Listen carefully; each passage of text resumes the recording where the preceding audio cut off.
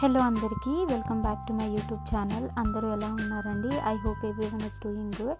ఈరోజు వీడియోలో అయితే మనం ఇంట్లోనే బన్ పరాటా ఎలా చేయాలో చూసేద్దాము. చాలా స్మూత్గా, క్రిస్పీగా, ఈజీగా, సింపుల్గా ఇంట్లోనే ఎలా చేసేయాలో ప్రాసెస్ అయితే చూసేద్దాము. దీనికి కాంబినేషన్గా నేనైతే కాశ్మీరీ చికెన్ కర్రీని ప్రిపేర్ చేశాను. ఆ రెసిపీని నేను నెక్స్ట్ వీడియోలో అయితే అప్లోడ్ చేస్తాను.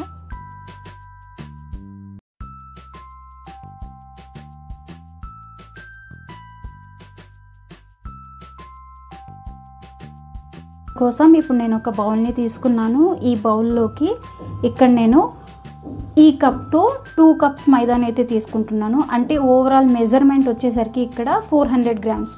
ఈ కప్స్తో 2 కప్స్ యాడ్ చేస్తున్నాను. ఈ ఫ్లోర్ వచ్చేసరికి టోటల్గా 400 గ్రామ్స్ అన్నమాట. ఇక్కడ మీరు మైదాకి బదులు గోధుమ పిండితో కూడా ప్రిపేర్ చేయొచ్చు. బట్ ఏంటంటే మైదా పిండి యూజ్ చేయడం వల్ల ఏంటంటే మీకు లేయర్స్ అనేది ఎక్కువగా క్రిస్పీగా, సాఫ్టీగా వస్తుంది అన్నమాట. ఇప్పుడు ఇందులో కొంచెం సాల్ట్, కొంచెం షుగర్ని కూడా వేస్తున్నాను. అలానే పెరుగుని కూడా యాడ్ చేస్తున్నాను.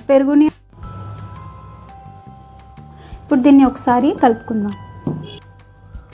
ఇప్పుడు ఇందులో కొంచెంగా వాటర్ యాడ్ చేసుకొని పిండిని అయితే కలుపుకుందాం.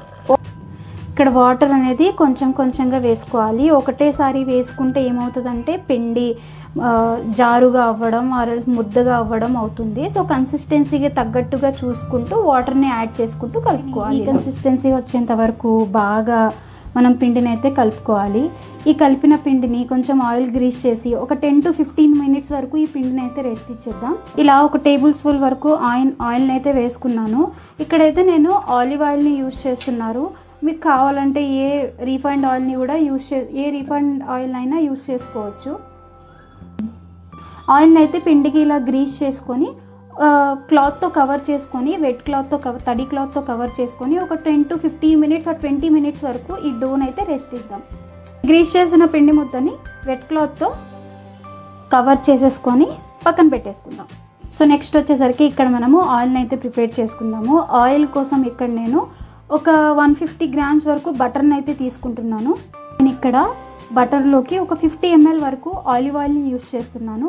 మీ దగ్గర ఆలివ్ ఆయిల్ లేకపోతే ఏ రీఫైండ్ ఆయిల్ అయినా కానీ మీరు యూజ్ చేసుకోవచ్చు. ఆలివ్ ఆయిల్ని కూడా ఇందులో యాడ్ చేస్తున్నాను, 50 ml. ఒకసారి దీన్ని ఇలా మిక్స్ చేసుకుందాం. దీన్ని పక్కన పెట్టేసుకుందాం. సో ఇందాక 15 మినిట్స్ ఈ పిండిని అయితే మనం రెస్ట్ పెట్టుకున్నాం కదండి. ఇప్పుడు ఒకసారి క్లాత్ తీసి ఇది ఎలా ఉందో చూద్దాం. సో పిండి అనేది మనకి చాలా మెత్తపడింది అనమాట. పరాటాస్ ప్రిపేర్ చేసే ముందు ఒకసారి పిండిని అయితే ఇలా కలుపుకుందామండి.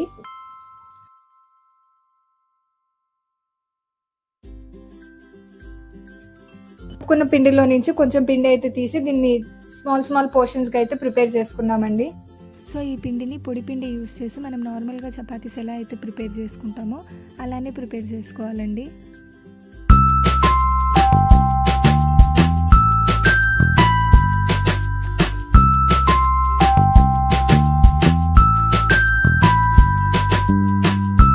ఇక్కడ నుంచి ప్రాసెస్ అనేది చేంజ్ అవుతుందండి. ఇప్పుడు వీడియోలో చూపిస్తున్నట్టు ఒక నైఫ్ తీసుకొని సన్నగా దానిపైన నుంచి లైన్స్ అనేవి కట్ చేసుకుంటూ రావాలి. ఇలా పెట్టుకోవడం వల్ల మనకి పరోటా అనేది లేయర్స్గా వస్తుందన్నమాట. సో జాగ్రత్తగా చాలా సన్నగా మనం లైన్స్ కట్ చేసుకున్న తర్వాత ఇందాక మనం ప్రిపేర్ చేసుకున్న బటర్ ఆయిల్ ఏదైతే ఉందో అది దానిపైన నుంచి స్ప్రెడ్ చేసుకోవాలండి. వన్స్ ఆయిల్ మొత్తం బాగా స్ప్రెడ్ చేసిన తర్వాత ఈ పరోటాని ఒక సైడ్ నుంచి మనం రోల్ చేసుకుంటూ రావాలి. సో వీడియోలో చూపిస్తున్నట్టు ఇలా అయితే మనం ఎక్కడ కట్ అవ్వకుండా రోల్ చేసుకుంటూ ఎడ్జ్ దాకా కంటిన్యూ చేయాలండి.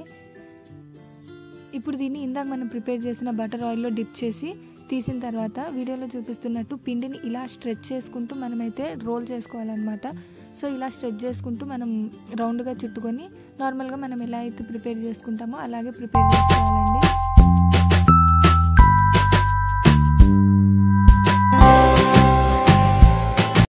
ఇలా ప్రిపేర్ చేసుకున్న తర్వాత మనం చపాతీ కర్రతో అయినా రుద్దుకోవచ్చండి. లేకపోతే మనం వీడియోలో చూపిస్తున్నట్టు ఇలా హ్యాండ్తో కూడా ప్రెస్ చేసుకోవచ్చు. సో ఏదైనా ప్లేట్ మీద కనుక పెట్టి ప్రెస్ చేసుకుంటే మనం తీసి మళ్ళీ ప్యాన్ మీద వేయడానికి అయితే ఈజీగా ఉంటుంది. సో ప్యాన్ని అయితే మనం బటర్ ఆయిల్తో అయితే గ్రీస్ చేసుకుంటున్నాం అనమాట. బటర్ ఆయిల్ని స్ప్రెడ్ చేసిన తర్వాత మనం ప్రిపేర్ చేసుకున్న పరోటాని అయితే దీని మీద వేసి ఒక 3 to 4 మినిట్స్ అయితే మీడియం ఆర్ సిమ్ మీద ఫ్లేమ్ని అడ్జస్ట్ చేసుకుంటూ మనం పరాటాని ఫ్లిప్ చేసుకుంటూ golden brown or reddish brown colour వచ్చేదాకా వీటిని అయితే ఫ్రై చేసుకోవాలండి. మనకు పిండి బాగా నానింది కాబట్టి మనకు లేయర్స్ అనేవి బాగా వచ్చాయి. ఆ లేయర్స్ కూడా మనకు కట్ అవుతున్నాయి. సో ఇక్కడైతే సర్వింగ్ ప్లేట్లోకి సర్వ్ చేస్తాం. సో చూసారు కదండి recipe details and process. So అంతే, చాలా ఈజీగా ప్రిపేర్ చేసుకోవచ్చు అండ్ కొంచెం టైం టేకింగ్ ప్రాసెస్ కూడా. సో ఖచ్చితంగా మీరు కూడా వీకెండ్స్ అయితే ట్రై చేయండి. ఈ సాటర్డే సండే మీకు ట్రై చేసి మీకు ఎలా వచ్చింది అనేది నాకైతే కామెంట్ సెక్షన్లో మెన్షన్ చేయండి. నా వీడియోస్ కనుక మీకు నచ్చినట్లయితే లైక్ చేసి మీ ఫ్యామిలీ మెంబర్స్తో షేర్ చేసి మీరు కూడా సబ్స్క్రైబ్ చేయండి. Thank you for watching. Please subscribe to my channel.